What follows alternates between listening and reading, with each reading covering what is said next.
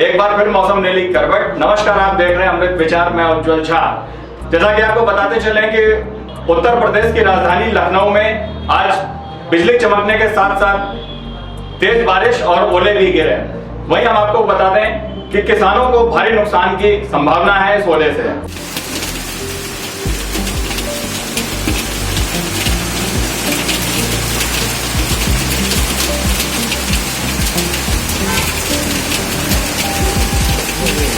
Gracias.